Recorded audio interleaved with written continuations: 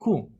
So welcome again. I think it's the sixth session of this class, second chapter of Thinking Our Present. And we were discussing last time um, uh, an article on this ecologist, Gordon Hampton, who studies silence as a very important criteria to maintain some kind of ecological welfare.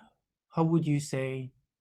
You were, Gilly, you were starting to say something about to summarize a bit what we've read so far, or just a remark maybe. From what I can remember, yes, he travelled around the world to record and note places of silence, which are at this point in time few and far between, and I guess it's for the sort of mental health, the health of the ecology, the health of people, and was arguing that there should be a protected status around silence in the way there is around light and around other ecological kind of precious areas and resources.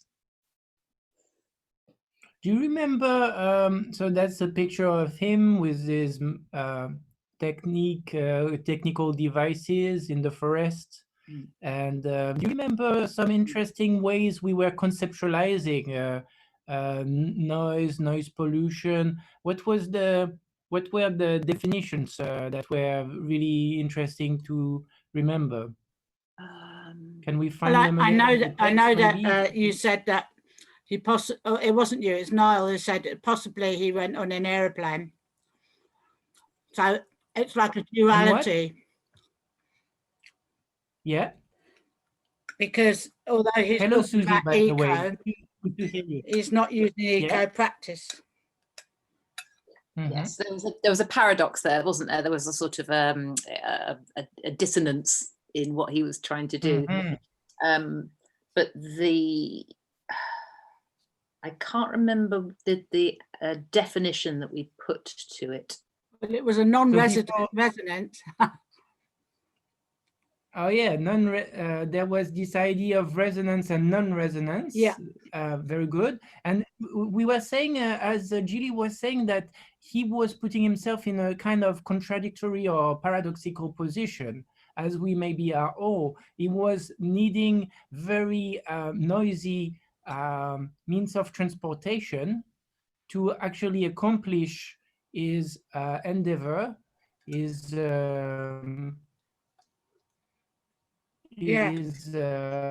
project, which was to record the most silent.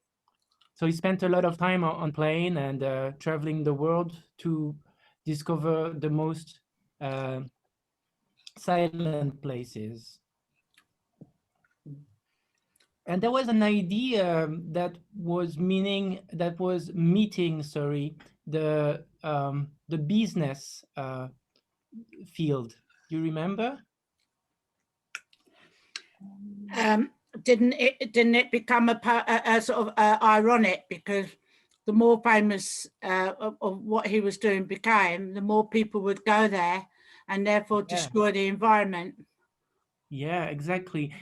So noise pollution-free places can be sold as such and become more popular because they were actually marketed as such, right? Yeah.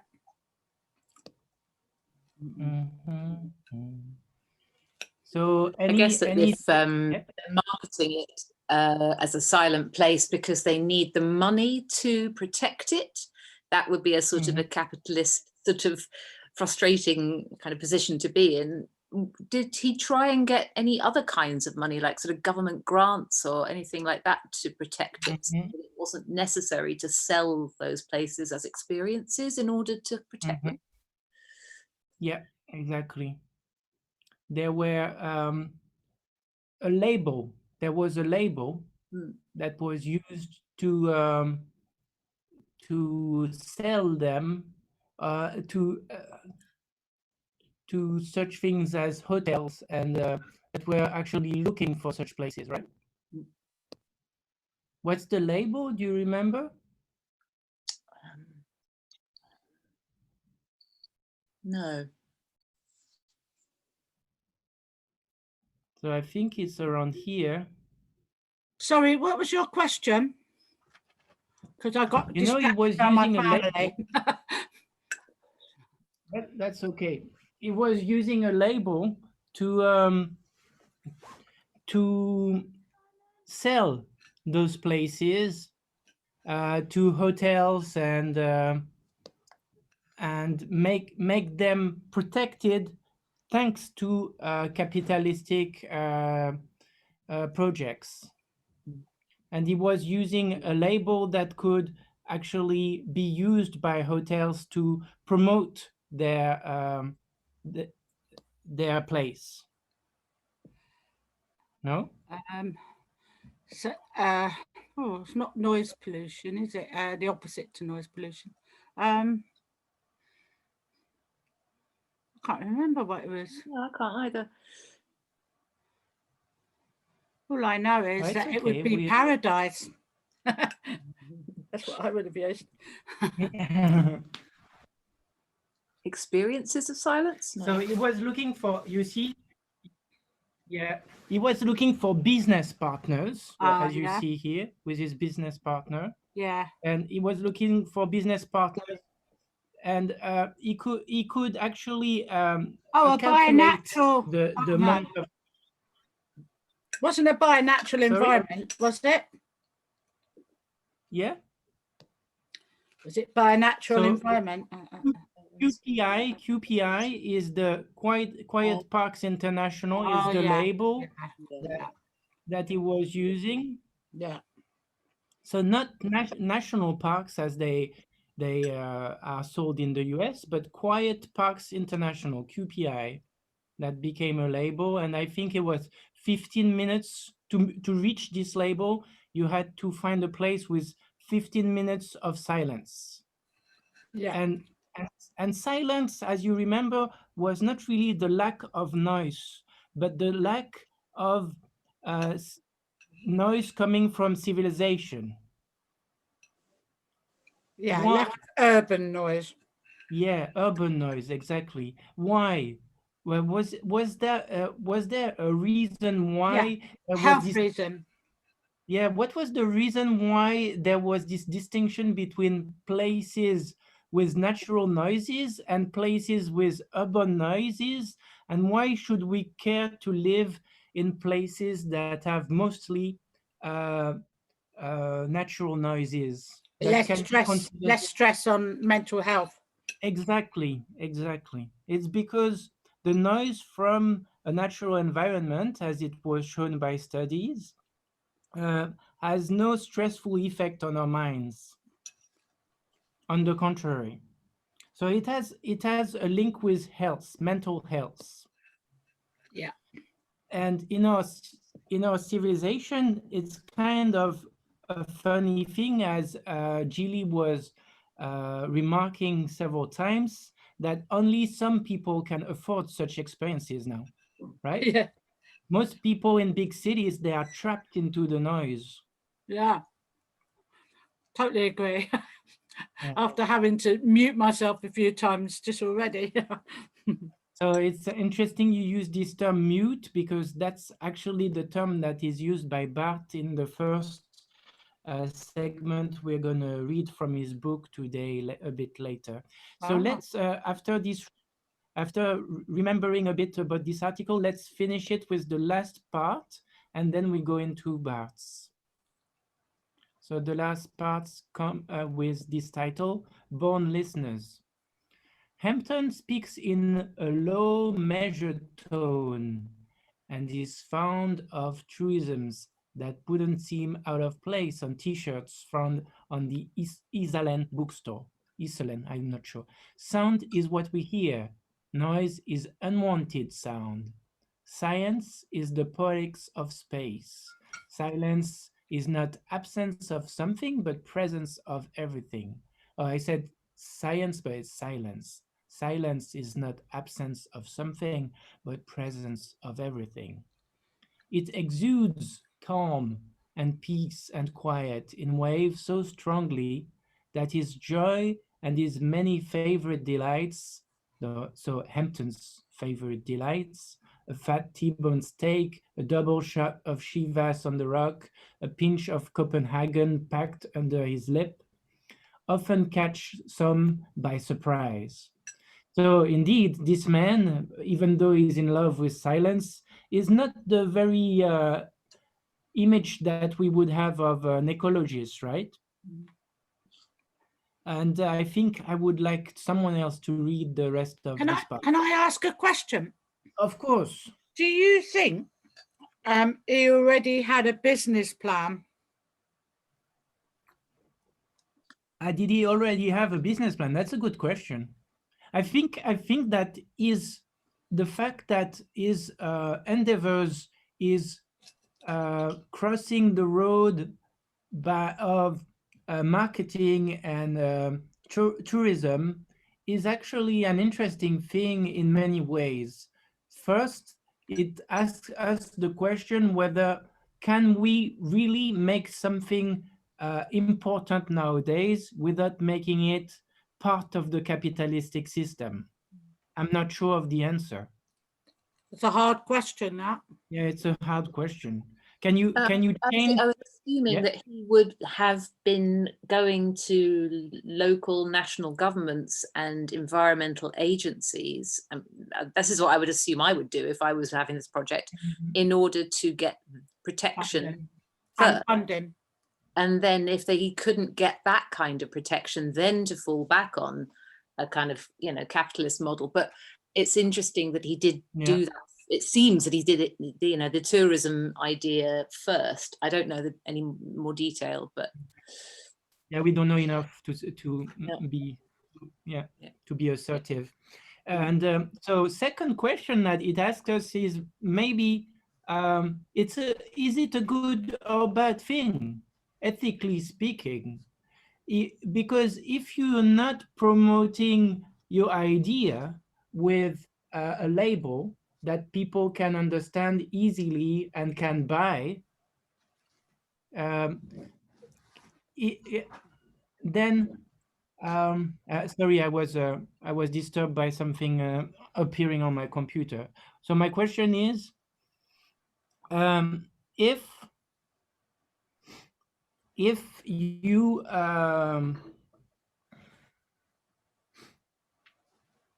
you don't change your ID, you don't promote it and use a label, then can you really do something with it? Can you have, it's a bit the same question as before, but I guess a bit in a different way. It's not the question of efficiency, it's more the question of whether it's good or bad. What do you think? Well, all marketing, everything these days has to have a pitch attached to it, whether it be to an agency or a charity or a government. You have to pitch your idea, and that's good storytelling in a way, and perhaps the branding of the idea is part of the storytelling. It's quite a sort of modern way of storytelling, but it seems to be the one that cuts through, because everyone's incredibly busy, and so therefore a single organizing thought or phrase can cut through the noise. Exactly. So I don't think it's good or bad. I think it's just how it's used. He's a very clever man with what he came up with as the phrase, because that would definitely appeal to American people. It has to be appealing, yeah. Yeah, and therefore, if it's appealing, it's going to be a marketable item. Yeah, but if we want to criticize him, and not only in a good way, say also that maybe it's a little bit bad, we could say that in a way, changing an idea into a motto is not actually so keen to the very idea that he had, which was to emphasize the quality of silence. Yeah. Yeah, because if you really care so much about silence, you're not gonna turn something into catching phrases. You're gonna just meditate, right, or something like that. Yeah, but there's also the other end of the argument, which is if he was caring, because I don't know what type of personality he was, but it would occur to me that if he was that caring, he'd want to protect that environment, and that's one way of protecting it. Exactly. So, you could use the argument both ways in a way. So it seems to be because it's the most efficient way that it's mostly good to do it this way, right? It depends how it's pitched and who to and for what end, but yeah. Okay, let's move on with the next. There's also a phrase: if you can't beat them, join them. It's not making an excuse to join capitalism, but sometimes you need what we've got. And people do that all the time in the early civilizations.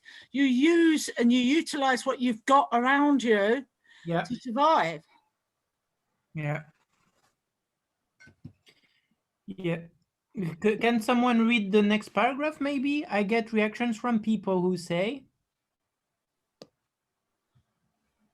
I'll do it. I get reactions from people who say, I thought you'd be a vegetarian at least, if not a vegan, or you wouldn't indulge a filthy, disgusting habit like chewing tobacco, Hempton says. And I go, yeah, but quiet is for everybody. It's not for a certain type of person. Continue, please. One of Hempton's biggest challenges remains convincing people of the importance of something many have never actually experienced.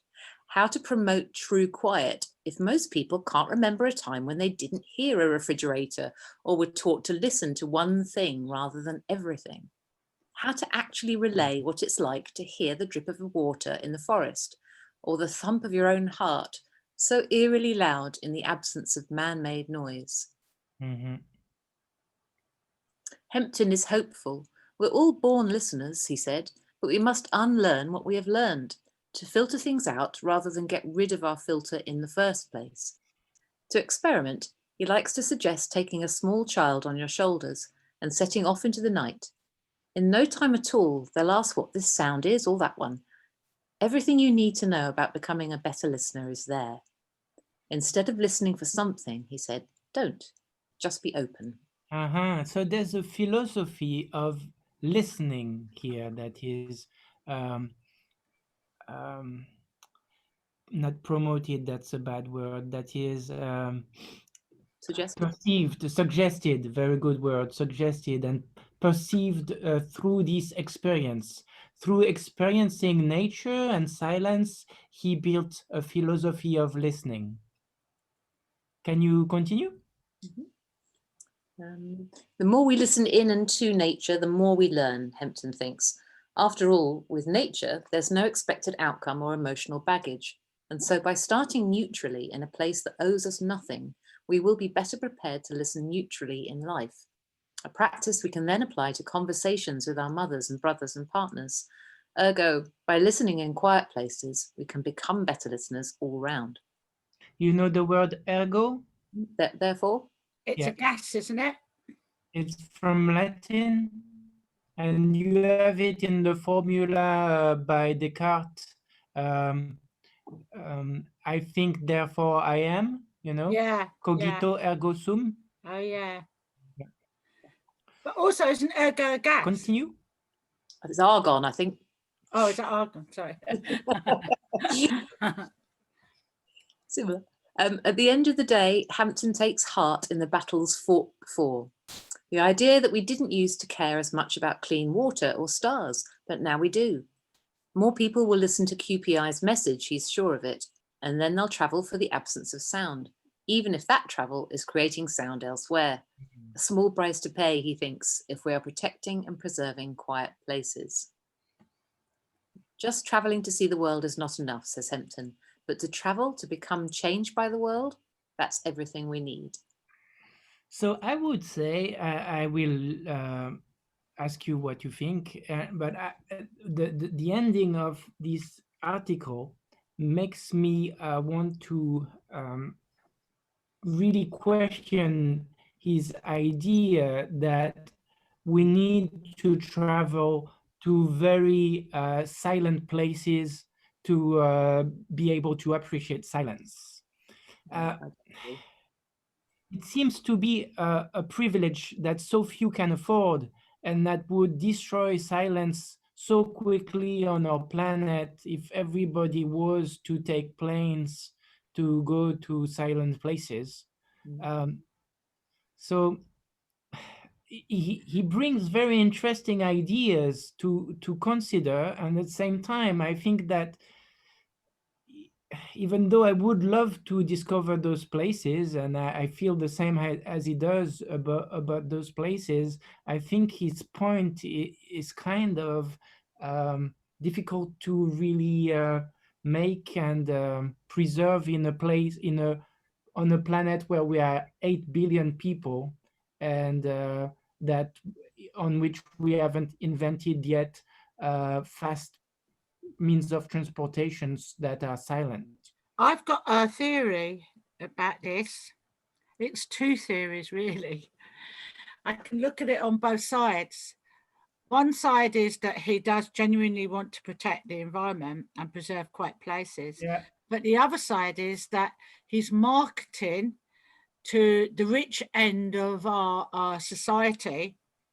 Mhm. And for that end, he will charge a much bigger price than if it was for a lot of people going there.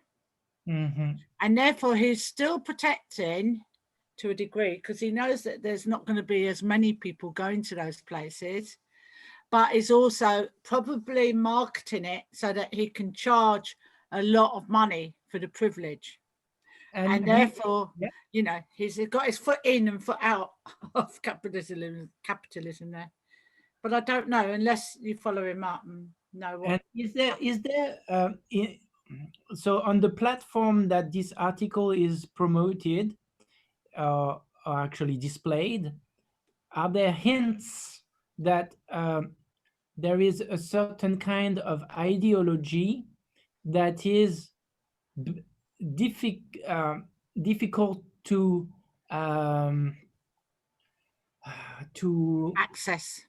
and I wouldn't say access to Afford. To marry well with ecology. What's this website on which we are reading this article? Well, number one, if you just look at the popular stories, the world's 25 best cities, luxury trains, you know, better interactive maps of COVID. That's yeah. But you've also got hotels, you've got travel guides and inspiration. Yeah. Inspiration, travel guides. The name of it is called Afar.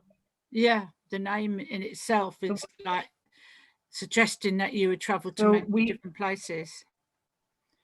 We come back to that first image of a place that's really inspiring silence and calm, etc. Yeah.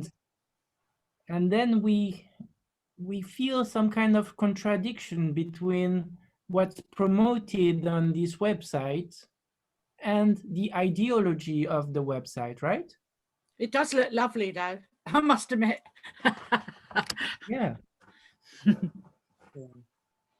Other peoples would like to make other remarks?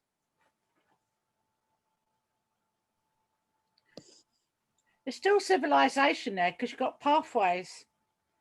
Because it almost suggests, when it's these silent places, that there isn't any civilization. We talked about that, didn't we, before? About and I think you can even perceive there's a religious, the God of silence. I mean, For me, it feels that if he was to try and do the absolute best he could, and there was no financial reward there, potentially he would take the decision makers, the policy makers, the politicians, the people that needed to understand this on a more policy driven level, and get them out of the environment. And then once they'd understood it, that there would be a kind of trickle down benefit, because they, they have more power, so therefore they would be able to impact more people over a greater period of time with those policies and that money than a traveller could. That's a one-off experience a traveller would have. Yes, they might write about it in a blog, or they might talk about it to their friends, but they don't have the reach. So that's where it falls down for me. And that mention of Esalen, that you didn't know what that was, that is exactly the sort of thing that he's aiming for, the sort of people that go to Esalen. It's a retreat for people seeking soulful enlightenment in a Western way, that's off Highway 1 in California, and you spend thousands of pounds for a weekend. In a sort of whirlpool bath with 30 other Coca-Cola executives looking at the stars. It's horrible. But that's the sort of people he's pitching to. Not looking at that picture, I'd be totally sucked in. I'd want to go. I wouldn't even question half the article and say, are you not genuine? And then I'd look at the price and that'll put me off. It's not for to afford it. So what would be an alternative idea, instead of suggesting to people to travel far away to discover very silent and beautiful places that other people cannot access? What would be another idea you could promote if a lover of silence? I was just thinking of how Boris Johnson's got on with getting people to wear masks and not masks and stuff like that. And I was thinking, of course, one of the obvious is to make it closer and make the silence closer of nature and stuff. But then I thought, if people are not even going to, do as they're told about the COVID, we've got no chance in silence unless you make it so attractive. That I think our future's in our children and our education. So obviously my idea would be to try and make silence projects in closer to home and see if that would work. I mean, so I guess that you're both from Brighton, or you both live in Brighton? Yeah, I've just moved down from London. I'm addressing just the two.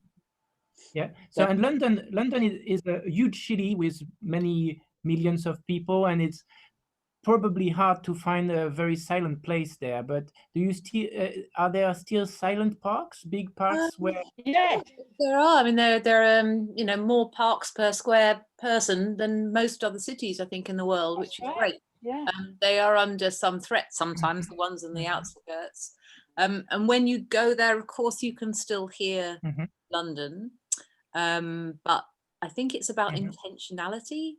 If that's a word? The intention of going somewhere quieter. So, and there was an old wood by our house, which is very small, but it was very, very old. And yeah, you could still hear the traffic and building work, but being in that space and intentionally wanting to hear as much of nature as possible can be a reset button when you're feeling. Which part of London is that where you are? North, so Crouch End. Oh, it's lovely around there, and of course there are places around there. I remember that's my childhood place, and it was always we used to go blackberry picking. And when you went to the old railway line up that way, it was totally cut off from noise, except for the people who were walking down the pathways too. And that you really appreciate those places so much more because they are quite rare. Yeah. So the Parkland Walk, wasn't it, was where the old railway line was. That's right. Yeah. And so many people, gravitate to that space and really enjoy it because they know that it's precious. Mhm. And it doesn't take a plane ride, and you don't have to be absolutely immersed in quiet to get some benefit. Of course, the quieter the better, but it's. And that was the point that the article was making too. It was that people have become more and more appreciative of the spaces that carry that kind of experiences. And as you were saying, I didn't even think about it, but I think it's a good way to counter argument what Hampton is trying to promote, is that instead of promoting the quietest places in the world, maybe we should already appreciate the ones that are mediocre, but still, you appreciate the difference. And just being appreciative of this difference may make us want to act to get more, to be activists in our big cities, to change those big cities. There is an ecologist right now in France, a journalist. I will send you the name of her name. I forgot her name. She said that she was very disappointed by the mayors that have been elected in France in many big cities recently, who are members of the Green Party, because the first things they were talking about were very, very small measures, such as forbidding the use of Christmas trees and little things like that. And she was saying that they have a huge opportunity to change things in a big way, on a larger scheme. And one way to do it would be to vegetalize, create a belt of vegetation all around big cities. And this belt of vegetation with forests and agriculture, permaculture, etc., would actually be the space in which the people from the cities would go during their free time. It's interesting you should say that, because I wrote an article for the council magazine, Brighton and Hove magazine, a while ago when I was gardening and I had allotments, and it was a whole article about urban food growing and use of every single space as well. Yeah. And there was quite a few projects already going on in places like Newcastle, and even growing food on roundabouts and everywhere. Yeah. And so that in my ideal mind, people don't go hungry then. Yeah, the word I was looking for earlier, and you make me think of it when you were speaking, is reconcile. We could reconcile our modes of life, our urban modes of life, with modes of life that value silence more. Reconcile the city task, but that's probably the one we need to undertake. And I think if we take the best of Hampton's philosophy, which is that when you care deeply about silence and when you reach this goal of creating silence, you actually reach every other ecological goal, because everything follows. Apart from If traveling. we can create... I think it might be easier to pitch the idea of nature and the silence that goes with it easier than it is to pitch the idea of silence in its own right, because I think a lot of people, I think the majority of people are scared of silence. I remember as a child being scared of silence as a city kid. Because it makes you tune into the the screaming chatter in your mind. Or the unknown sounds. I think it's about internally being afraid of the fact that you are on your own with your thoughts. A lot of people find that quite difficult. Yeah. Facing up, which is what COVID was all about as well. Discussions on how people have had to face up to themselves, their inner thoughts. And we talked about it before, about elevator music and all that kind of, mush noise in our society. But I think it's interesting to just step back and look at that kind of fear of silence, because I think it's quite inbuilt in a way. But it's been learned. I don't know if it's been, but it might be learned. But as you remember, maybe the article was not so much about silence as the total absence of noise, but was making a difference between the noise that's really bad for us, such as the noise. I was using this example of the beeping of the things that are used in a supermarket, Yeah, no, it's silence and other noises. Yeah. Sorry. Yeah, and I think there would be a way, by digitalizing cities and caring more about creating eco-friendly cities, to work on noise as well inside the city, to work on noise levels. If you go to Paris, and I hope not. I hope it's not the same case in London. But if you live in Paris, you would often be awakened by people riding motorcycles through town, and that's the kind of things we can really work on. You can totally have silent motorcycles, and instead of hearing motorcycles, you would hear birds,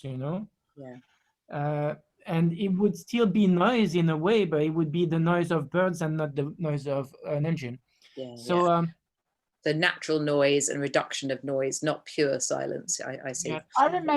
I remember a young man who's quite ecological in lots of ways, but I remember talking to him about his motorbike being noisy, and he just gave me the biggest smile possible and said, "I love it." So it's kind of like education as well. But hi, good evening to all of you. I hope you can hear me. But hi, Scott. Hi, Susie. Hi. I went out this weekend, as most of us hopefully did, and I got a lift out into the countryside. And it was on the route to Eastbourne, so near Beachy Head, to locate you, yeah? And apparently there are a lot of boy racers that come out of Eastbourne because they can't tear up Eastbourne. Perhaps it's because it's an elderly population, but also they have these big fat exhausts on the back of their cars, and they want to race up and down the road. And to be honest with you, the sound of a muscle car with a really decent I don't know, exhaust sounds quite good. It doesn't always sound bad, this noise. And it's the same when you listen to an Alfa Romeo car. That's got a lot nicer noise of a motor than, say, I don't know, clapped out British Leyland car. There's something that defines these noises. So just like there's the bird song, you can have noises of vehicles or certain things that invoke things. I don't always think that noise is bad. No, you're making a very important remark. It is whether we are part of nature or not, and whether our technology can be considered as part of nature or not. Yeah. And who can say that this or some other noise is the best noise to hear? Maybe some persons hate the noise of birds, and so yeah, it comes to be at the crossroad with many discussions, whether we are part of nature, whether one can say what's good for others or not, etc. Can I just make a point about that? It's interesting because when I was younger, I used to go to rock concerts and stuff like that and stand by speakers because I loved the sound of rock music and stuff like that. And I remember them, my mum and my mum's boyfriend, they used to listen to classical music and stuff like that. And I wonder also whether there's a generation thing, because I mean, I actually still like rock music, so but in most cases people don't really like noisy music when they're older, and they prefer nature. So I'm wondering if it's a state of mind as much as anything that we should be educating people on. And you know, when you talk about meditations and mindfulness and all the other stuffs, that's states of mind that you can put people in. So and so young people got all this adrenaline and you know, energy, and some people put it into gardening, which is nice. Some of the young people do that. Like Julie. Yeah, and produce stuff, whereas other people put it into gaming sort of programs and whatever. But all I'm saying is that is noise and appreciation of nature states of mind? Yeah, I think you're right, and I think I found the parts of the article that can be associated to what you're saying. Is let's read again this part. To actually certify the parks, the organization sends teams to each destination for a minimum of 3 days at a time, listening for anything that might immediately disqualify it from being certified as quiet. A siren, a shot, an aircraft flying overhead, or audible in the distance. So that's one thing to consider. So as we were saying, it's not pure silence that they are looking for. It's an absence of certain kind of noises, and those are instances of such noise. And let's read this part as well. In a statement, Quiet Park International said that the park met its gold standard of quiet by demonstrating a healthy balance of bioacoustic activity with average noise-free intervals lasting several hours. And let's read what they give as examples. Audible on its microphones was cackling birdsong, the bubble of the river, the Gregorian-like groans of howler monkeys. So some people can hate howler monkeys. Some people can hate cackling bird songs. Yet those are considered as healthy balance, as being part of a healthy balance of bioacoustic activity. Yeah, but we all know that you can change statistics and information to suit your arguments. Okay, good point. You know, and so if you took some young people to quiet things, they appreciate it. But some young people might turn around and say, "Oh, I hate it here, it's boring." That's a product of them being brought up in a world that doesn't appreciate hanging around doing not very much and just hanging out in nature. So I'm not saying it's not right or it is right. It's a very different environment than they're used to. Perhaps and that might be worse for their state of mind, for all we know. I mean, I don't know. I'm not that.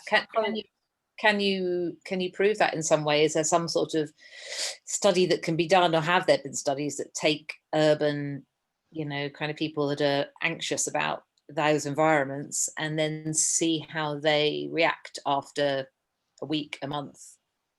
Yeah, so, with different age groups and different diversity of people.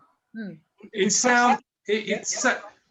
terms of whether it be the bird song, the bubble of the river, or the groans of the monkeys, whether you like them or not, you'll probably find is that out in the countryside where this is going to be more available or you can be more receptive to it, is that there's going to be an absence of grief and issues and problems.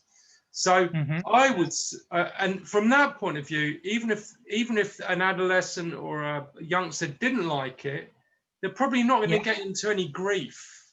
And from that point of view, that's why people do take people camping or everything.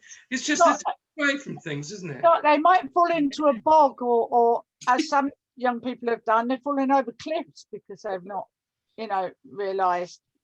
Yeah, well, no, I think we can. I think that in the main, if you're in the flat in the middle of the countryside, I think you might be all right, Susie. But I think in this day and age, those kind of things appeal to a lot of people because it's the opposite of what we're living. Let me say one thing maybe that could help. I'm not sure. Yeah. If we are trying to compare noise pollution to air pollution, there are scientific demonstration that when the air is polluted, our brains become less active by phases. I was listening to a scientist yesterday who was saying that by 2050, the air worldwide might be so polluted that 20% of our brain activity might be unavailable. And so if we are comparing these kind of findings to noise pollution, there could be, or there is probably similar facts. If we are hearing every day and all day long a lot of stressful noises such as sirens, shots, etc., beepings, and that could very well, and that probably does, compromise our well-being and our capacity to be nice to each other, to be at peace with each other. I want to end or maybe conclude a little bit on this article by stressing the fact that those noises that we are talking about, urban noises, that maybe we have no right to differentiate from natural noises since we are part of nature, but in a sense, they are man-made. So to us, they are different. They are what we have created as our culture, and our culture can be far away from what we were experiencing at first when we were less civilized. And this level of civilization might have turned us into very violent people who have created species able to destroy their very planet. So I think if there is a very strong point to be made here with this idea of silence, that maybe we would find more peacefulness in ourselves, and therefore act more peacefully if we were more in an environment that was valuing silence. What do you think? I agree. I think I would agree too, but would we lose ourselves in that environment? What do you mean? Because for instance, I've lived in the countryside for 3 years. Yeah. And you're mad. And I did so in French countryside. I loved it to a certain level. Yeah. The bit that I found a tiny bit more challenging possibly was the isolation that went with that. And also in terms of my own identity,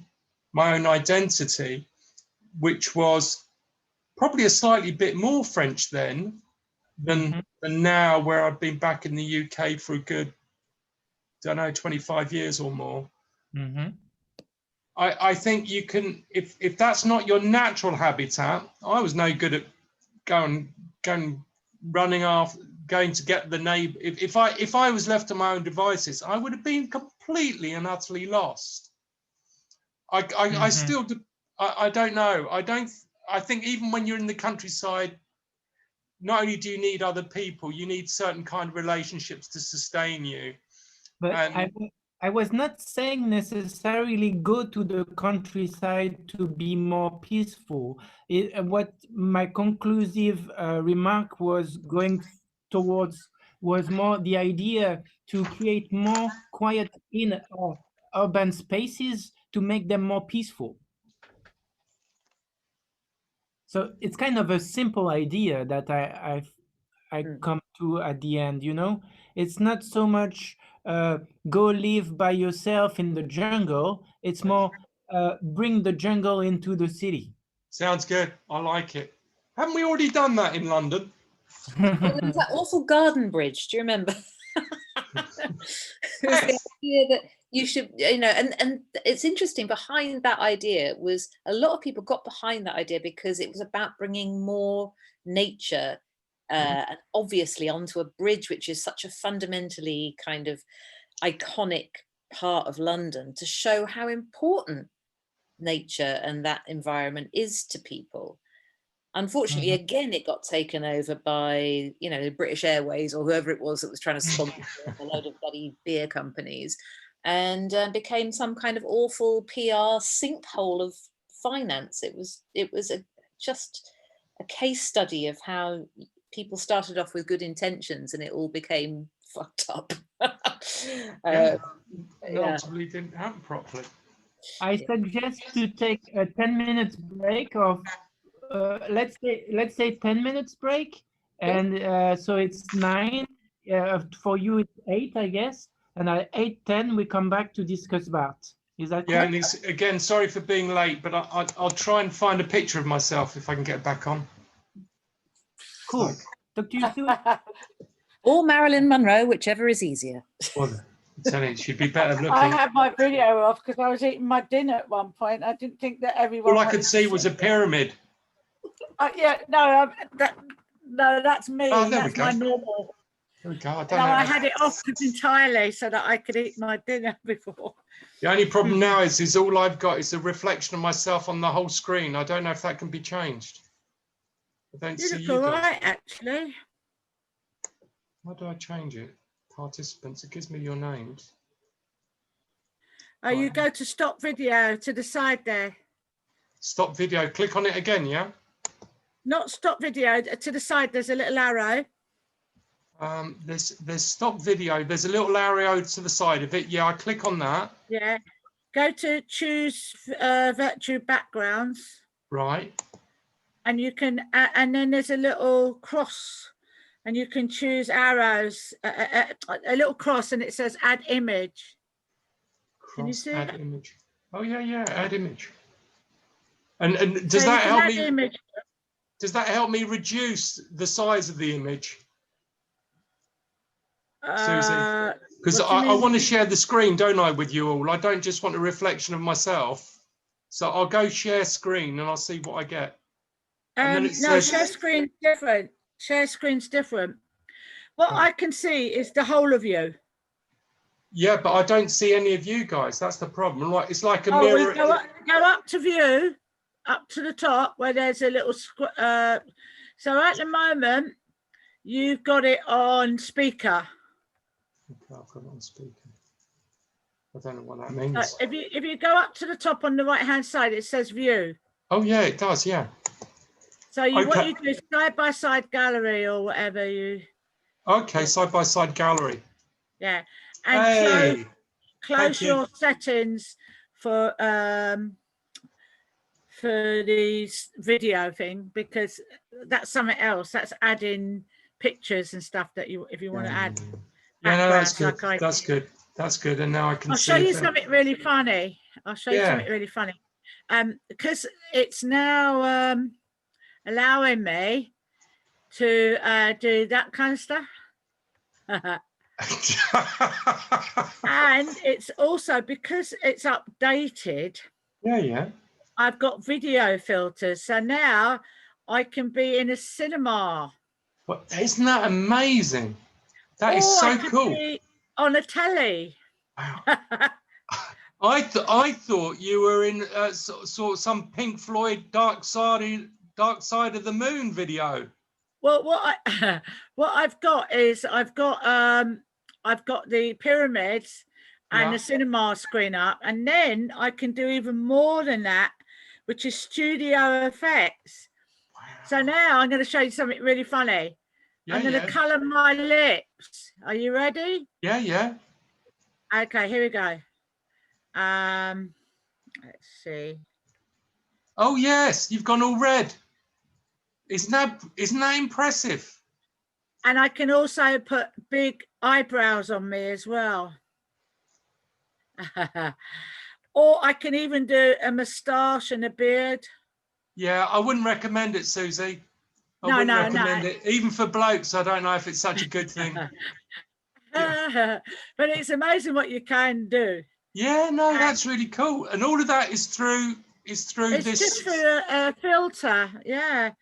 I mean, Wow. you can do things like you can have pixies faces. I see this sort of stuff on Facebook, but is this part of the program that we're on? You can just attach it all. Oh, look at the Yeah. eyes.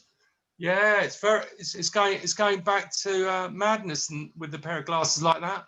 I mean, Anton could have this, really. Oh well, he is the professor. Yeah. As it is, he looks pretty relaxed from what I can see. Anyhow, he's just chilling out, which I don't blame him for. We could have our own nature. Look, we've got a little bird there. Is that We a could have bird? rainbows. Wow, It's Susie, all- I forget that you are a presenter on radio. So this is, it'd be harder to translate all of this stuff to radio, but I that is brilliant. spent a lot of time You're trying a to clown. learn. Pardon?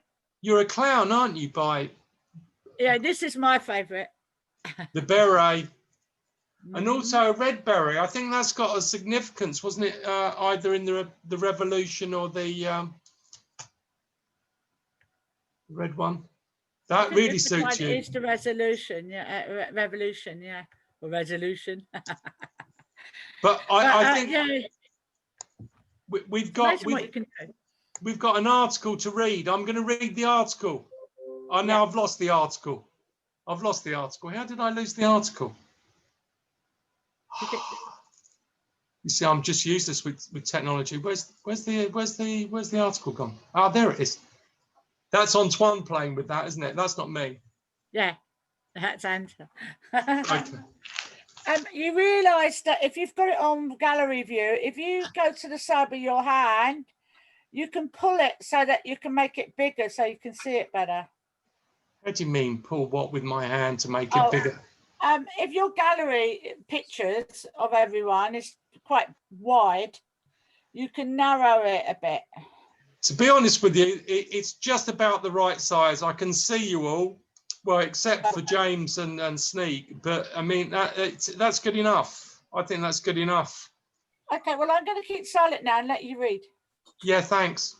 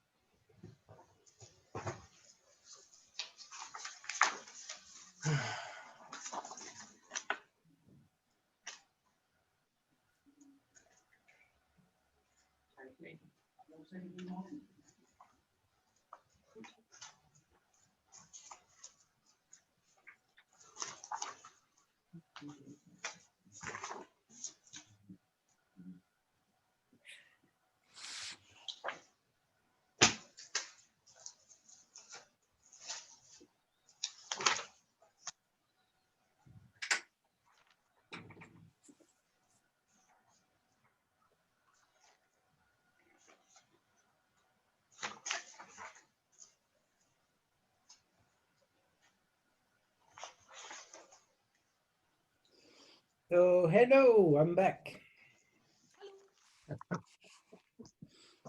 And as I was telling you several times, I think several fragments are pertinent, relevant in this class, especially as regards resonance and or the absence of resonance. And let's start with this fragment called No Answer, mutisme in French. Is it mutisme in French? I think it's mutisme in French and translated by silence in English. That must mean a certain type of silence, though, because you've got silence, haven't you, as well? Yeah, exactly. It's when I'm confronted to the lack of expression of the other person. Well, it could be my lack of expression, but in this particular scenario that Bart is building, it's the absence of response, the lack of response of the other person that I love. And so I am frustrated by the lack of sign, the lack of signs that show that this person pay attention to me or not. Or actually, the signs that they don't pay much attention. So I start reading, and as soon as I'm tired of myself, which is gonna happen pretty quickly, I let somebody else read. The amorous subject suffers anxiety because the loved object means actually a person here, the person who is loved, replies scantily or not at all to his language, discourse, or letters. 1. Quotation marks. When you were talking to him, discussing any subject at all, X frequently seemed to be looking away, listening to something else. You broke off, discouraged. So imagine the you as someone speaking to themselves, speaking about themselves, as if you were saying to yourself, you broke off, discouraged. After a long silence, X would say, go on, I'm listening to you. Then you resumed as best as you could the thread of a story in which you no longer believed. Like a bad concert hall, affective space contains dead spots where the sound fails to circulate. The perfect interlocutor, the friend, is he not the one who constructs around you the greatest possible resonance? Cannot friendship be defined as a space with total sonority?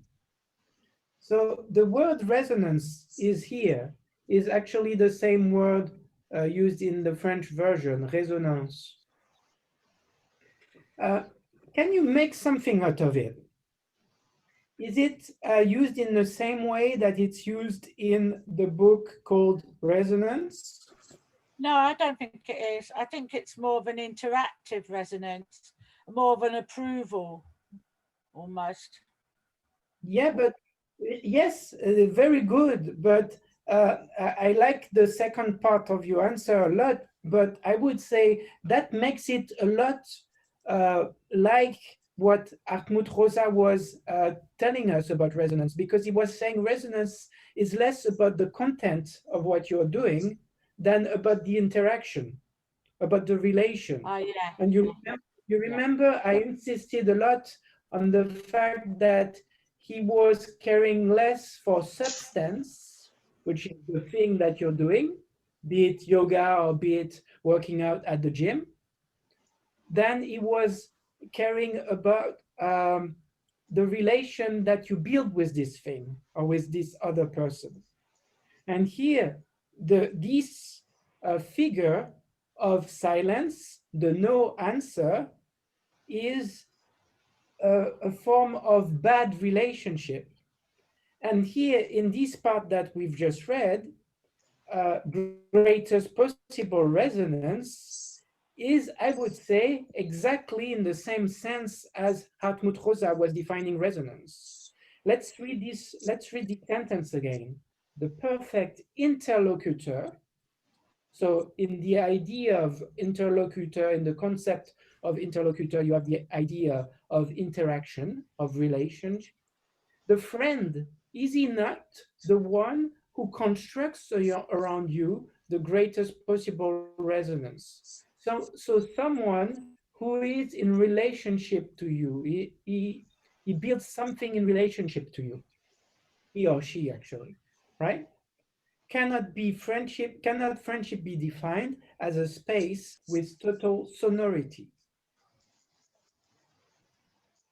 So I think this is a good illustration, and in a way, of what Rosa conceives or conceptualizes in his book. And in a way, we can see Barthes as a precursor of the philosophy built by Rosa. Can someone read this beginning again? No answer, mutisme, silence. I'll give it a go. Thank you. No answer, mutisme, silence. The amorous subject suffers anxiety because the loved object replies scantily or not at all to his language, discourse or letters. 1. When you were talking to him, discussing any subject at all, X frequently seemed to be looking away, listening to something else. You broke off, discouraged. After a long silence, X would say, "Go on, I'm listening to you." Then you resumed as best you could the thread of a story in which you no longer believed. Next person.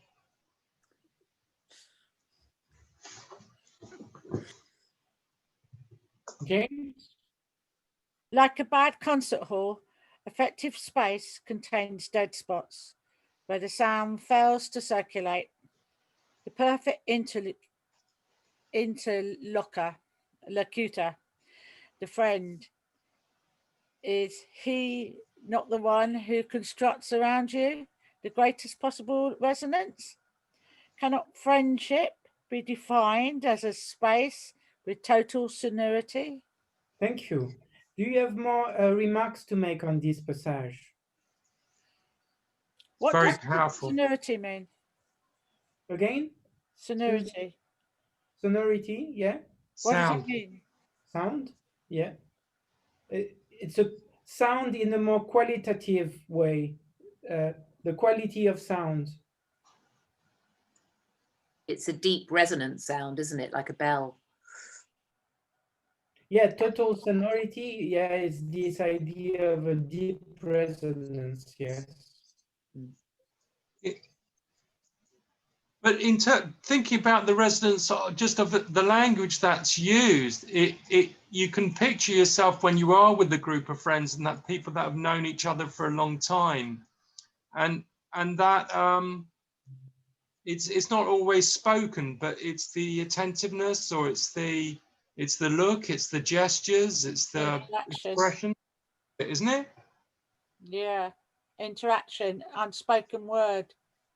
Yeah, I think so.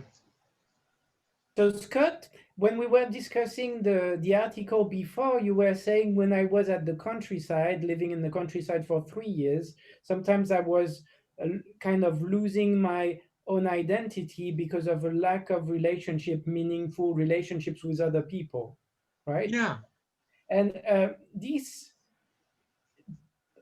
part of the text is about meaningful relationships that, or the lack of, that are important for us. From if we don't have them, we suffer, Yeah. and if we have them, we feel resonance. Connection. And so it's pretty clear and basic here that the word silence is not used in meliorative, which means a good sense here, right? Silence is, how would you say that? Connection, interaction. Yeah, silence here is defined as a lack of connection. Yeah. And not as a good thing, a lack of connection. So here silence is not valued. In Barthes's philosophy, it's valued in other places of his philosophy. With So a disconnection. yeah, mutism here can be paraphrased by the word disconnection. Very good, indeed. What do you think of the word space here? How would you interpret it?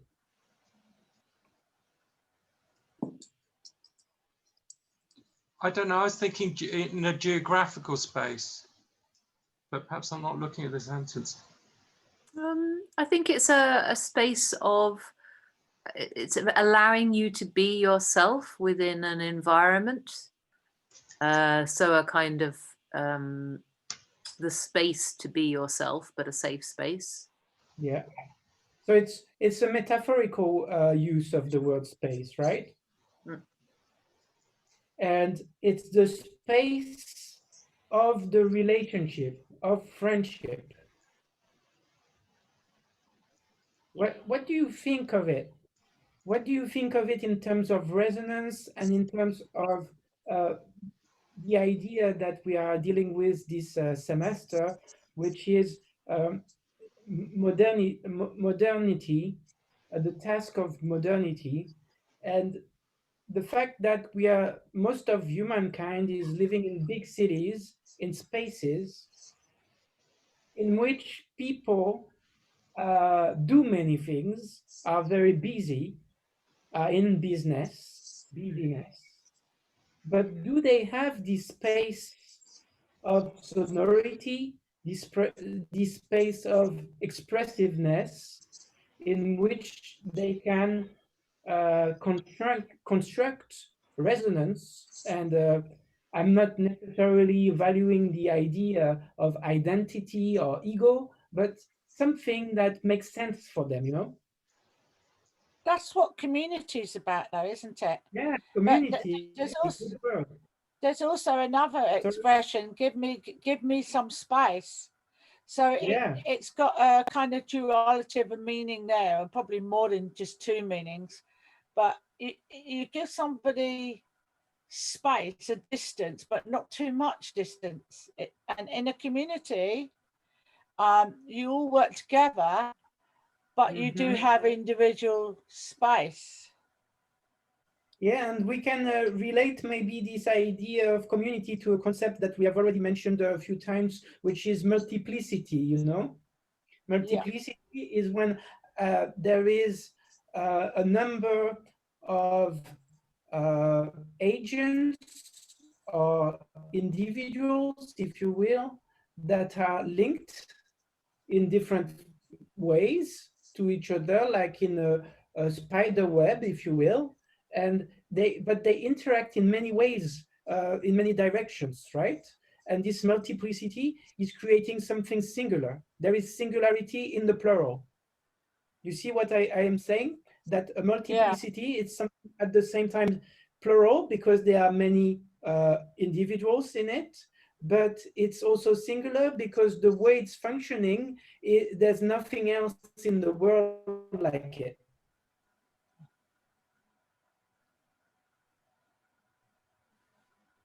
Right? Yeah, although I could think of other arguments against that. You don't have to. What I can take as an example of a multiplicity is exactly what we are doing on this Free University of Brighton. The Free University of Brighton is a multiplicity of individuals interacting in many ways on something called the web. And then you could say it's a multiplicity, but each person takes away different things. Yeah, and we are trying to create this space between us, even though we are not sharing an actual material space. We are not in the same country, etc., or city. We are creating this space of sonority in which we are listening to each other and trying to create a form of friendship and build some resonance, right? So I think it helps that it's something that is not money related. So I'm just trying to think, because I've just moved down to the town, and I was hopeful of gaining access to community in a way that I hadn't done in London. I never felt part of a community before. And so I joined Life Drawing class, and I joined this and another thing, and the things that have been kind of money driven in the sense that I have to pay 15-20 quid a session seem still, although they're lovely people, seem quite transactional. Perhaps there is a difference between things given freely and things not given freely. Yeah, the word free, even though it's a very small word, has many meanings and undertones, right? There is a sense of liberty that is attached to the fact that you don't have to pay, which is a very strange connection, right? No money is linked to liberty in the word free. That's interesting. Yeah, because some people say then it's less like capitalism, and therefore certain minded people would come and join together to create that resonance. And I use the phrase given freely rather than it's just free for a reason, because it's about sharing knowledge for a benefit rather than it just being super cheap. Yeah, it's as though the value of what we are doing, or other people like us or doing similar things are doing, is in itself. The value doesn't come from what you make out of it, or in terms of a symbolic payment, you know. It's as though, for instance, you remember when we were discussing in the book Resonance, the concept of intrinsic interest, with the two ladies, one practicing volleyball for the sake of volleyball, and one practicing volleyball for the sake of doing something of a body or something like that. Yeah. So there's this idea with freedom of intrinsic value of what we are doing, because otherwise we wouldn't do it. Okay, let's move on though to so I come back to the text, and so we're discussing the situation of someone who is in love with someone else and is experiencing something really discomforting, which is that this other person is not responding much or at all. And that's why we have this formula here, this evasive listening. I haven't heard James yet, so maybe James, would you? Okay, I'll read out. This evasive listening, which I can capture only after some delay, involves me in a sordid calculation, desperately trying to seduce, to divert. I imagine that by talking I was lavishing treasures of ingenuity, but these treasures have produced only indifference. I'm spending my qualities for nothing, a whole program of effects, doctrines, awareness, and delicacy. All the brilliance my ego can command dies away, muffled in an inert space, as if culpable thought my quality exceeded that of the love object, as if I were in advance of that object. Now the effective relation is an exact machine. Coincidence, perfect pitch in the musical sense are fundamental to it. What is out of phase is immediately de trop. My language is not strictly speaking a discard, but rather an overstock. What is not consumed at the moment in the movement and is therefore remaindered. Thank you. Let's make a pause here to explain maybe de trop. You know what that means? It's French, actually. Too No. much? Too much, yeah. Is immediately de trop, is immediately too much. Good. And you see the word space comes again here.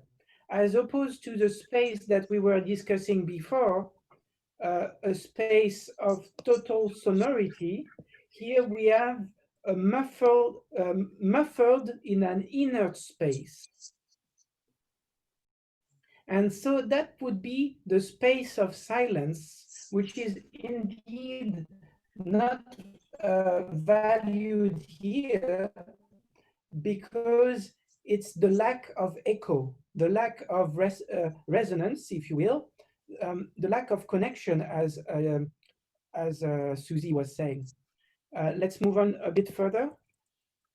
Can you continue, James? Yeah. Right, where are we? This distracted kind of listening generates an anxiety of decisions. Should I continue, go on talking in the void? This will require precisely the assurance which amorous sensibility does not permit. Should I stop, give up? This will seem to show anger, accusation of the other, producing a scene. The trap all over again. 3. Thank you. Let's pause and discuss this passage together. What do you have to say? And I want to bring your attention to something which is the word scene. Do you know what he means by that? In French, we have this expression, which is faire une scène. It means when you're dissatisfied with something, you show it. And you show that you are angry and you are kind of dramatic about it. Oh, making a scene. Yeah. Yeah. So that's what it means here. Yes. Do you want to read it again, maybe? This evasive listening, which I can capture only after some delay, involves me in a sordid calculation. So I am making this calculation in my head, desperately trying to seduce. So I am trying to seduce the other person, to divert, make them have a fun moment.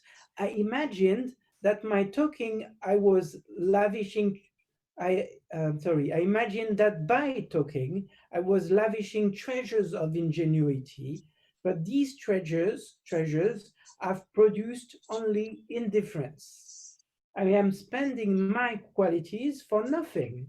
A whole program of affects, doctrines, awareness, and delicacy, all the brilliance my ego can command dies away, muffled in an inert space, as if culpable thought my quality exceeded that of the loved object, as if I were in advance of that object, so in a sense better than the person that I love. Now, the effective relation is an exact machine, coincidence, perfect pitch, in the musical sense, are fundamental to it.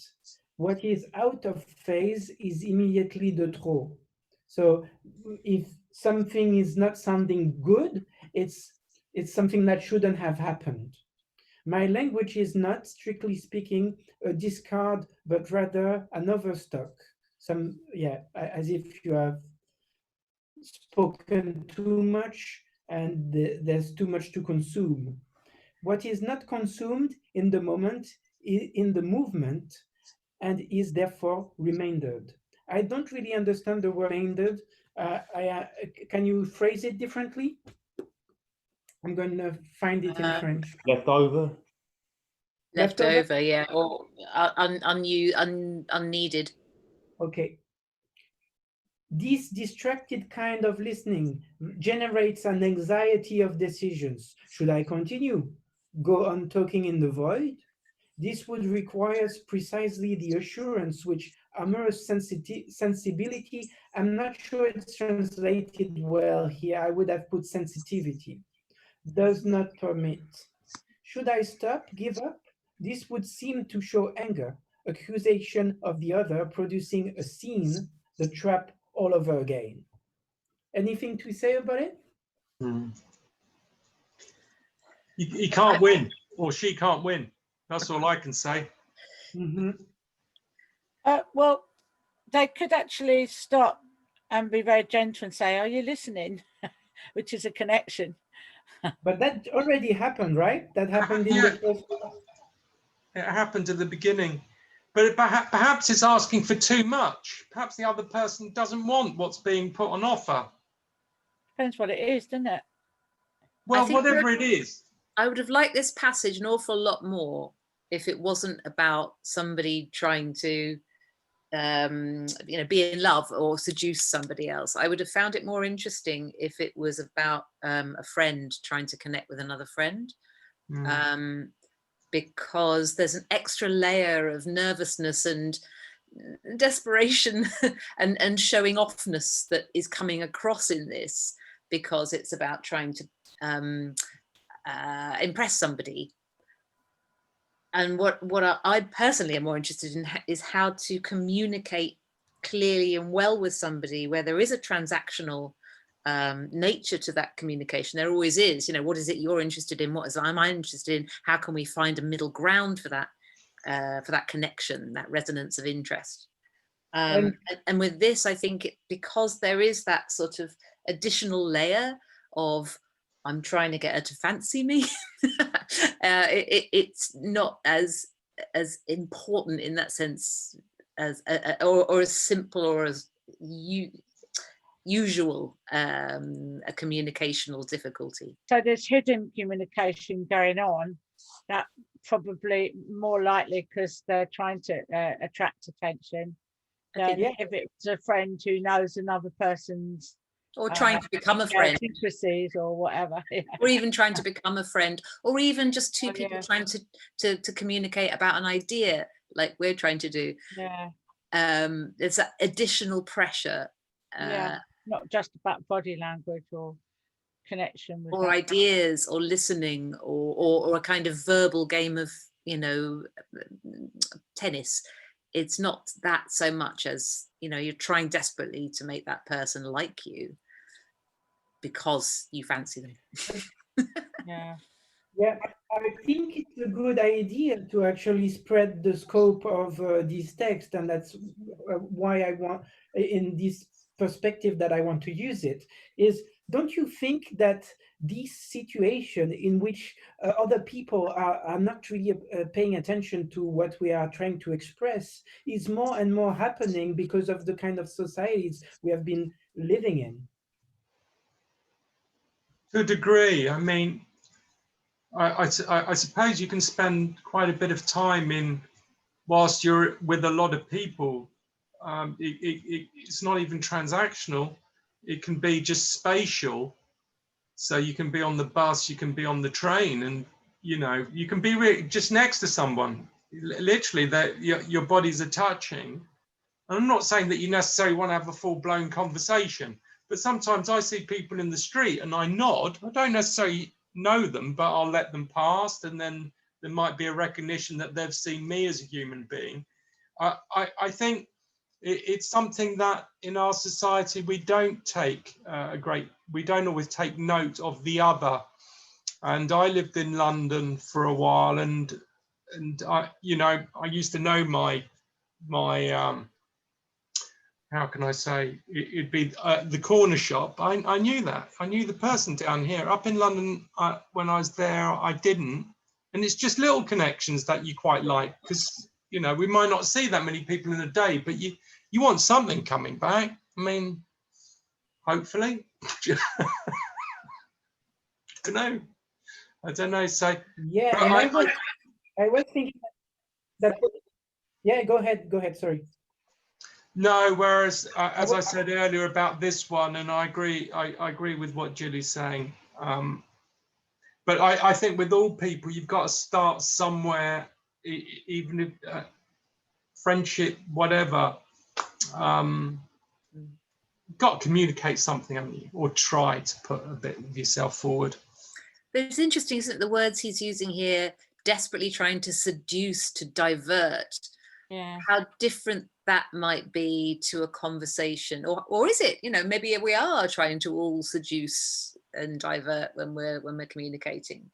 You know? Oh, maybe I made myself not really understandable. What I'm saying is not that in our societies we are more and more trying to seduce and divert other people. What I'm saying is that we are more and more experiencing a mutism from the world, from the society surrounding us, and because of mostly the devices that people are attached to, you know. And But yeah, because of the mobile phones and all the rest. In a sense, even though our society is very noisy, it's also very silent in this other sense that Barth is discovering, you know? In the sense of Hampton, the article on Hampton's ideas, our society, the civilization we've built is really noisy.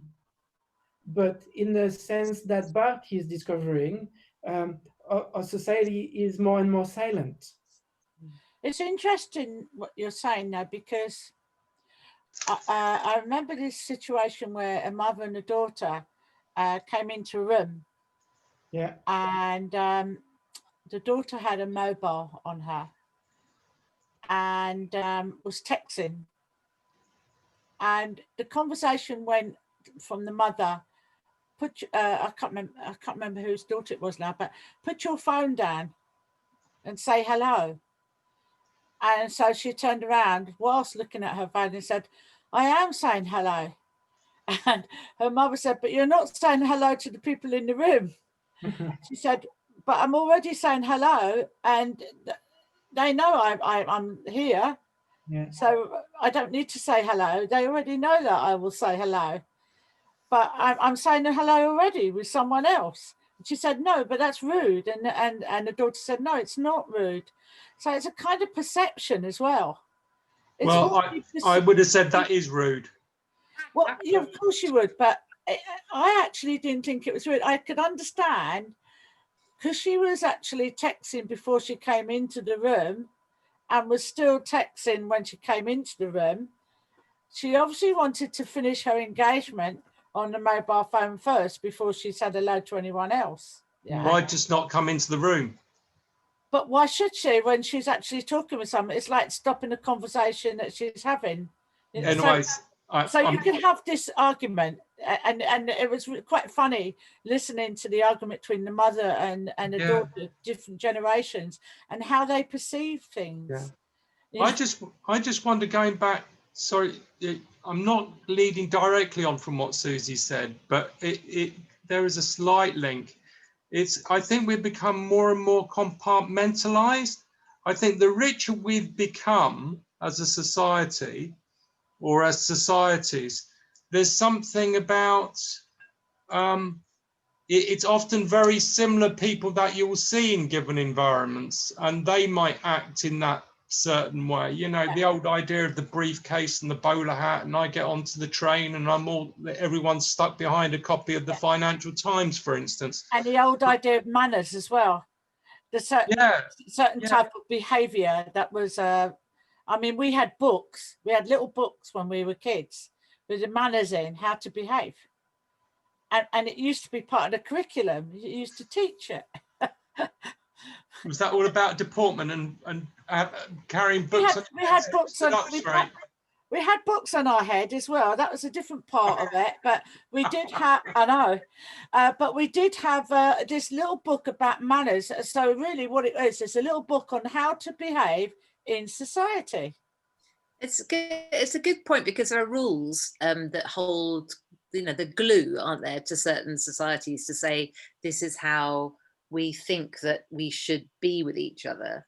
But if that being with each other is all rule and no care or attention or meaning, then it can become very stilted. So if in this conversation the potential lover, whatever, was to go, oh, that's interesting, tell me more, because it's polite, that would have been potentially a great tick. But it depends on how good they were at pretending that they were interested due to the rules. And so you see, like with a lot of customer service facing people these days, there's a huge amount of burnout of people that have been trained how to look interested and how to sort of tick all those boxes an emotional way, even to the extent that you get sales training to see how to crinkle your eyes when you smile to show that you're really smiling, because people pick up on that as a really important way of telling whether you're lying or not. And so that kind of emotional disconnect that customer service facing people have is huge in terms of their psychological toll. And the toll on people who are being lied to, I guess, as well, Yeah, and you can hear the patronization sometimes in people's voices as they're doing their customer service bit, and they don't, and because they're so normalized to it, they don't actually hear themselves, which is quite weird. I feel quite sorry for a good number, not just because of the burnout of the customer service people, but of what they're being asked to say. Yeah. I don't know about you, but in my workplace, every week I'm taking possibly 5, maybe 10 calls from scammers that might be on the other side of the world. And it'll often be, you've got a problem with your internet connection and I'm ringing you from Virgin Media.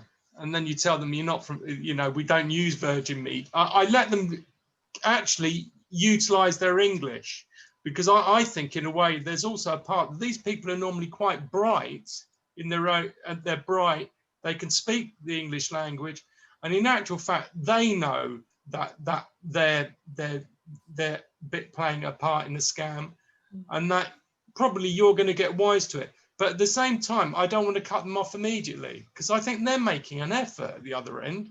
And do you know what I mean? I think it's difficult. I'm not talking about the traditional customer service when people are just smiling and doing that fake stuff. I think it's a really tough gig doing that. So I can see why they burn out. Sorry, thanks for that. It's really interesting what you're saying, because you are reacting to a new behavior of our societies. I don't think such behaviors existed in past societies. I think it's pretty specific to our society to have such kind of liars. I guess there were people marketing things with lies. Yeah. There's some companies that, I quite often a spokesperson for my daughter who's autistic and dyslexic, and there's some companies that are amazing with her. And there's some companies that are complete, whatever you want to call them, with her. And it's a really good test having an autistic person next to you while you're talking to customer services, because you can really test them as to how genuine and how caring they actually are. Yeah. And I'll tell you what, some of the companies have amazed me that they'll be on the phone for hours. And others, you can tell they're just sort of being evasive and not even listening to the question that she might have asked. And you think, oh God, And how much of that comes from the top and is, part of a company culture, or how much of it just never been thought of, and letting people interact without any training or any understanding of the other person and how that conversation is going, because it's a really skilled job to be able to talk to another person, understand their difficulty or their request, and then if it's not easy to fulfill, to find a way of telling them that or finding a solution. It's a skilled job. Yeah, it's interesting though that in the same company you can have such diversity of understanding and a diversity of the way people handle customers. And what you were saying, Anton, about people, you know, the way, the quality of not saying hello and things like that, you know, in a community. In some places, you can just look up and you get a smile, a genuine smile and hello. And in other places, like you were saying, Scott and actually in London, you might as well not exist sometimes, you know. But I mean, I have a different part of London where it was a community. And of course, I was brought up in London, born and bred and brought up in London, and it was a community. But as soon as that community dissipates, it's like you feel a sense of loss because, you know, you can't just nod to anyone and say hello and they actually take notice half the time. They just don't see you. They see through you. So exactly, that's very interesting that you using this example to introduce a concept which is intersubjectivity. So the fact that you build relationships with others, the fact that your subjectivity is interconnected with other people. You understand what I'm saying? Intersubjectivity. And you can see that in this paragraph too, because if, let's say, you have had experiences with someone and you remember those things together, those are shared moments. Yeah. And this person ceased to exist or ceased to pay interest in you and exit from your life. Then you feel like parts of you, parts of what you've experienced and lived have died. Yeah. And that's what this Barthes comes to this to that far in this idea of silence with this paragraph. Let's read it. Is there, Sneha, would you like to read or you'd like to stay silent? That would be Sure. Yeah, thank you. This is what death is, most of all. Everything has been seen, will have been seen for nothing, mourning over what we have perceived. In those brief moments when I speak for nothing, it is as if I were dying, for the loved being becomes a leaden figure, a dreamed creature who does not speak, and silence in dreams is death. Or again, the gratifying mother shows me the mirror, the image, and says to me, "Thank you." But the silent mother does not tell me what I am. I am no longer established. I drift painfully without existence. Yeah, can you read that part again with the mother or again? Or again, the gratifying mother shows me the mirror, the image, and says to me, "Thank you." No, But not thank you, but that's you. oh, That's that's sorry. You're welcome. Go ahead. But the silent mother does not tell me what I am. I am no longer established. I drift painfully without existence.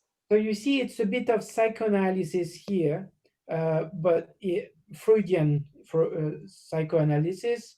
I'm not a big fan of Freud, but doesn't matter.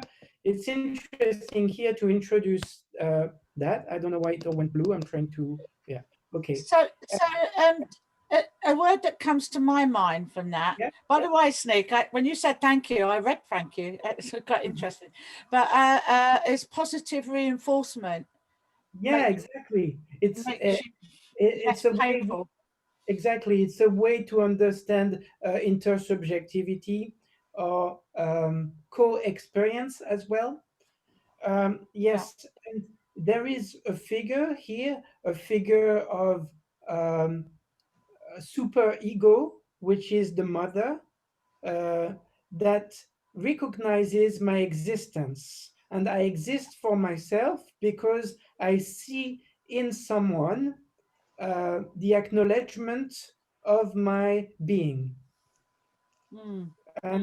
And this experience of grieving, of being hurt by the fact that the loved one is showing a silent attitude towards us, can be all the more painful that it is something that we have experienced as a child when we were disappointed that our parents were not paying enough attention to us, or were not acknowledging our value.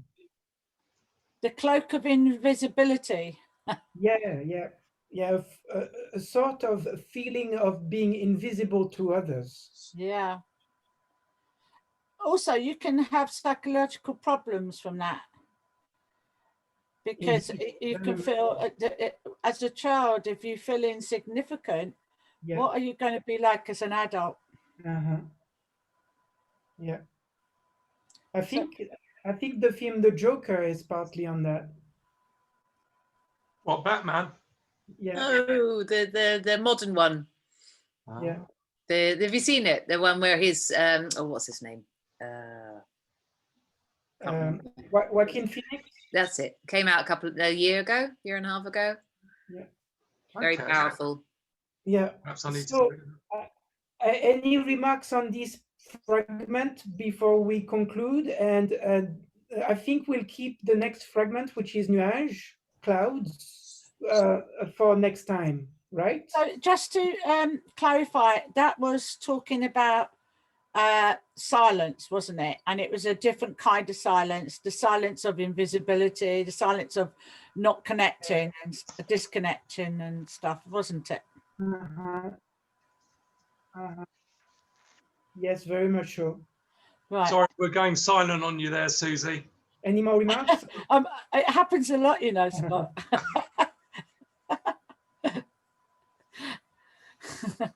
Is this something that that Rosa looks into as well, in the sense that there is a downside to, you know, or there's a sort of that lack of resonance, and the examples he gives of lack of communication? Very much. Chapter 1. Yes. I love Rosa for saying that it's like death. I mean, I've had 2 split ups in my life, and they both felt like death to me. You know, I took them quite hard. And for Rosa to say that, it's actually Bart, I think. Oh, who? Bart. Here we're not reading Rosa, we are reading Bart. Oh, okay. Well, the writer, the author. Yeah. Yeah, I think that's very powerful for me, because it's also from that silence, you can become silent and inward. Yeah, very much. Yeah. So and when they say as if I were dying, it almost feels like that. Yeah. I think you see, sorry. There are other little sequences in this gem of a book where they just give you a bit of description as to that, you know, in terms of it's like it's like another country. The person has literally gone to another country, and it's out of sight, out of mind, perhaps for that loved object or what have you. Yeah. There are other ones here that I think we're going to cover where I read up a few of the paragraphs. They're very good like this. There are just some real little gems I quite like the language of some of the expressions, because sometimes if you said, Susie, there have been 2 breakups, I think we'd all probably understand what that is and how that feels. But sometimes it's finding the language and I think it kind of nails it in this. So I'm really pleased to find this book. Okay, it can be a bit depressing in parts, but no. Yeah, the richness way. of the But there is also the pharmacon in this book, which might be one of them at least, écrire, writing. Writing in a way is a silent activity, but silent in a good way, in a way that Hampton was valuing. And it's fighting the silence that Bart was describing in the fragment we read together. By the writing is a form of reinstating, if that's the word, I'm not sure, reinstating creativity, imagination in a place of mourning, in a place where silence is too much and is not livable. And one of the most beautiful books by Barthes, I think it's actually his last book, which was written after the death of his mother, who was the most important person in his life. It's called La Camera Lucida. Camera Lucida. It's a book about photography and his mom and his relationship to his mom. And it's a book that reinstates the capacity to have a discourse after such a traumatic event that creates silence in the soul, a form of deafening silence. Wow. I'll look that up. So no reason to be desperate, and I recommend this fragment on writing for next time. And next time we read as well the one named Nuages, clouds, and we will see maybe if clouds cannot be seen as a metaphor here, that could be the opposite of resonance. Okay. Sounds intriguing, Antoine. Sounds intriguing. I wish you a very good night, my friends. Yeah, well, good to see you again, huh? Yeah. Thanks Any, so much. anything you want to add? Anybody has anything to add? Yeah. Au revoir, dormez bien. And remember to interpret your dreams too. Okay. Bless you. Bye-bye, everyone. Thank you. La Bye. semaine prochaine. I'm See going you for all. my film night now. Okay. Bye.